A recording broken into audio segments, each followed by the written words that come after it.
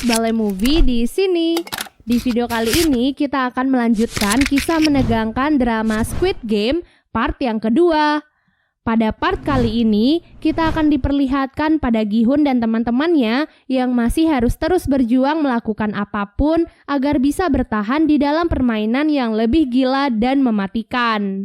Sebelum kita ke alur ceritanya, jangan lupa untuk like, komen, subscribe, dan nyalakan loncengnya ya guys. Tanpa berlama-lama lagi, yuk langsung aja kita ke alur ceritanya. Part kedua kali ini dimulai dengan diperlihatkan para peserta yang berhasil menyelesaikan tantangan gulali sebelumnya. Setelah lelah bermain, para peserta pun diberikan cemilan untuk masing-masing orang. Doksu, Miryong, dan para anak buah mereka merasa tidak puas dengan pembagian itu dan memilih untuk mengantri lagi agar bisa mendapatkan cemilan lagi.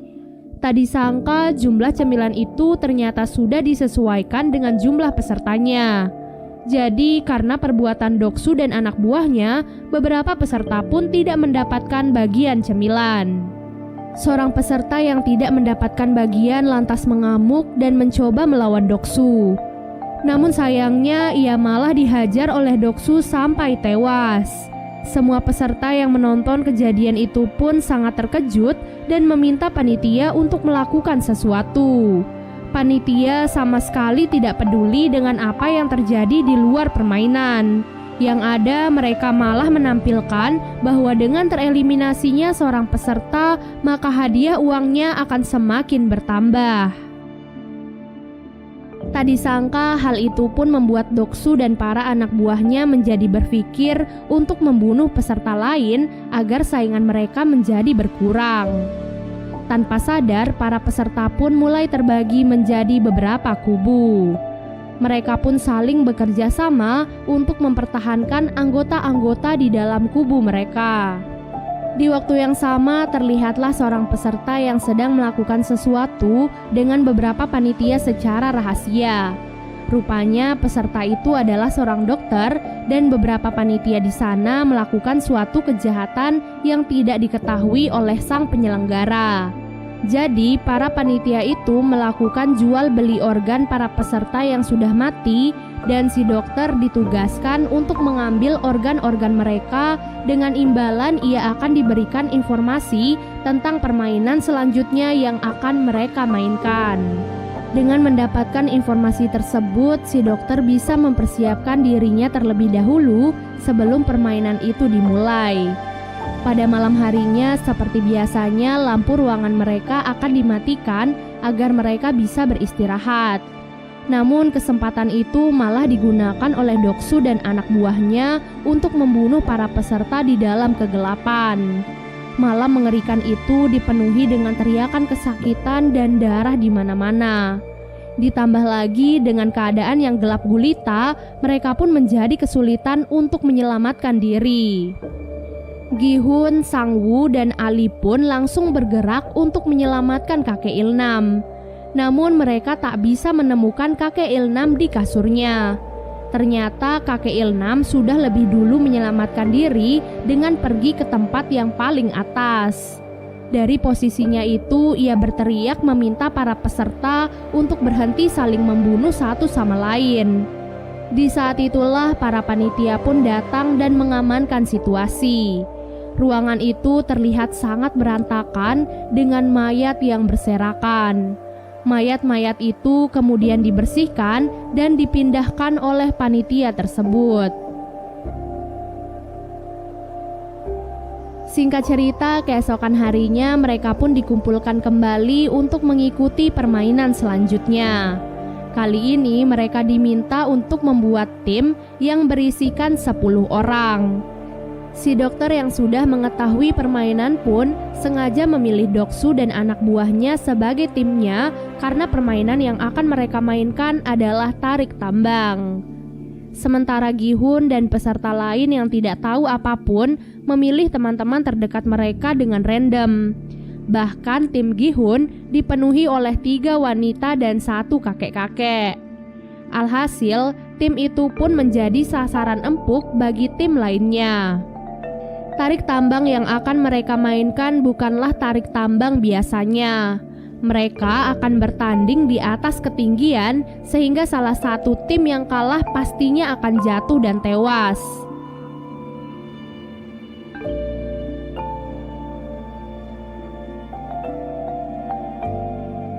Singkat cerita, tibalah saat tim Gi-hun akan melawan tim lain yang terlihat lebih kuat. Sejak awal, Sang Woo merasa sudah putus asa melihat semua anggota-anggota di timnya. Namun tepat sebelum permainan dimulai, kakek Il-nam pun membagikan tips dan trik yang dahulu biasa ia pakai saat bermain tarik tambang. Kini yang mereka perlukan hanyalah kerjasama tim dan saling percaya. Pada awalnya trik kakek Il-nam pun berhasil mereka lakukan, namun sayangnya karena pihak lawan sangatlah kuat, mereka pun tetap saja tak bisa mengalahkannya.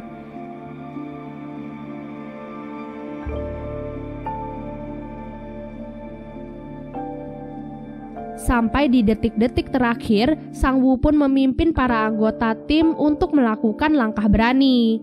Ia menyuruh mereka semua untuk maju 3 langkah.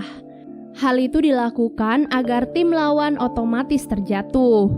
Meskipun pada awalnya mereka sempat ragu, namun pada akhirnya berkat hal itu mereka pun dapat membalikan keadaan dan akhirnya dapat memenangkan permainan tersebut. Di akhir permainan, dari 80 peserta, kini tersisalah 40 peserta yang masih bertahan.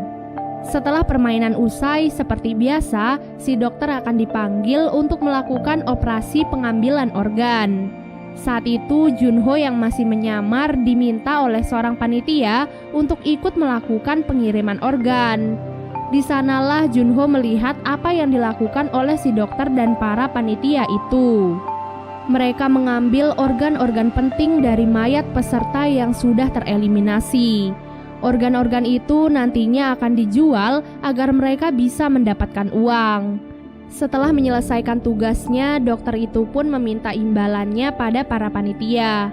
Namun para panitia itu mengaku belum mengetahui apa permainan selanjutnya. Hal itu tentu saja membuat si dokter pun sangat marah. Karena jika malam ini ia tidak mendapatkan info apapun, maka Doksu pasti akan langsung membunuhnya. Dengan pisau operasinya, ia pun langsung membunuh seorang panitia dengan brutal. Setelah itu, ia pun keluar dan kabur dari ruangan labirin tersebut dan dikejar oleh seorang panitia. Sampai akhirnya mereka pun tiba di ruangan permainan sebelumnya. Di sana si panitia mencoba menenangkan si dokter karena ia tak ingin frontman atau si penyelenggara mengetahui rahasia mereka. Namun sayangnya keributan itu pun langsung diketahui oleh frontman. Tak ingin membuang waktu, ia pun langsung membunuh si panitia itu dan juga si dokter. Frontman sebenarnya tidak peduli dengan kejahatan yang mereka lakukan di belakangnya. Namun dalam permainan itu, ia sangat menjunjung tinggi kesetaraan. Ia tak ingin ada peserta yang diperlakukan spesial di sana. Ia percaya bahwa setiap orang berhak mendapatkan kesempatan terakhir untuk mempertahankan hidup mereka dengan adil. Di waktu yang sama, Junho dan seorang panitia menyusup lewat pintu rahasia. Keduanya ditugaskan untuk mengirim organ-organ sebelumnya kepada para pembeli. Tak disangka setelah melewati jalan rahasia itu, panitia itu pun menodongkan pisau ke arah Junho. Ternyata ia selama ini sudah curiga pada Junho karena sudah bersikap aneh. Untuk melindungi dirinya, Junho pun mengeluarkan pistolnya. Dengan pistol itu, ia pun membunuh panitia itu dan menyusup masuk ke dalam ruangan frontman. Sementara itu, frontman dan para panitia pun melihat mayat panitia lain yang tertembak. Dari peluru di kepalanya, frontman yakin bahwa peluru itu adalah peluru dari pistol polisi. Alhasil, ia pun segera mengerahkan semua panitia untuk mencari penyusup tersebut. Sementara itu, Junho yang menyusup ke dalam ruangan frontman mencoba untuk mencari tahu informasi tentang kakaknya. Dari puluhan berkas-berkas di sana, ia pun menemukan fakta bahwa kakaknya memang pernah menjadi peserta dalam permainan tersebut. Setelah itu, waktu permainan selanjutnya pun tiba. Dalam perjalanan menuju ke ruangan permainan, mereka pun diperlihatkan mayat si dokter dan mayat panitia-panitia yang lain. Mereka secara resmi meminta maaf sekaligus mengingatkan bahwa hal itu akan terjadi pada mereka jika mereka berbuat curang. Pada permainan kali ini mereka diminta untuk berpasangan 2 orang. Karena jumlah peserta saat ini 39, itu artinya akan ada 1 orang yang tidak memiliki pasangan. Saat itu tidak ada satupun peserta yang mau berpasangan dengan kakek Ilnam. Mereka takut jika di permainan kali ini akan membutuhkan kekuatan. Karena merasa kasihan, Gi-hun pun memutuskan untuk berpasangan dengan kakek Ilnam. Pada akhir pemilihan pasangan, tersisalah Miryong yang tidak mendapatkan pasangan. Karena hal itu, ia pun dibawa oleh para panitia ke ruangan lainnya. Di ruangan permainan, masing-masing peserta diberikan 1 kantong yang berisi 10 kelereng. Dalam waktu 30 menit, peserta yang mendapatkan 20 kelereng di akhir permainan akan dinyatakan menang. Itu artinya mereka harus bersaing melawan pasangan mereka sendiri. Gi-hun yang berpasangan dengan kakek Ilnam berusaha menyadarkannya karena saat itu penyakit kakek Ilnam sedang kambuh. Sehingga ia pun tidak peduli dengan permainan dan berkeliling di sekitar arena. Hal itu tentu membuat Gi-hun panik dan terpaksa membentak kakek Ilnam. Dengan begitu kakek Ilnam pun sadar dan mau bermain dengannya. Mereka memutuskan untuk bermain tebak-tebakan. Mereka hanya perlu menebak jumlah kelereng di tangan lawan apakah ganjil atau genap. Tak disangka kakek Ilnam ternyata berkali-kali menebak benar yang membuatnya menang banyak. Hal itu pun membuat Gi-hun semakin panik. Sementara Sang-woo yang berpasangan dengan Ali memutuskan untuk bermain secara adil. Dalam permainan itu, Ali pun menang dan mendapatkan kelereng yang cukup banyak.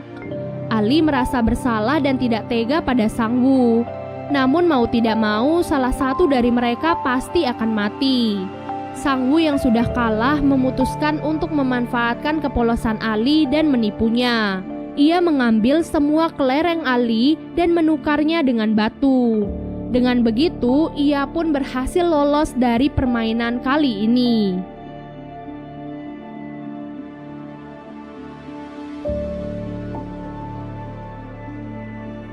Di sisi lain, Sebyok yang berpasangan dengan seorang wanita bernama Ji-young memilih untuk menghabiskan 30 menit mereka untuk mengobrol. Dari sana, Ji-young pun menyadari bahwa Sebyok lebih pantas untuk selamat daripada dirinya. Mengingat Ji-young selama ini hidup sebatang kara dan tidak ada satupun orang yang akan menunggunya bebas. Oleh sebab itulah, ia pun memutuskan untuk mengalah dan membiarkan Sebyok lolos dari permainan itu.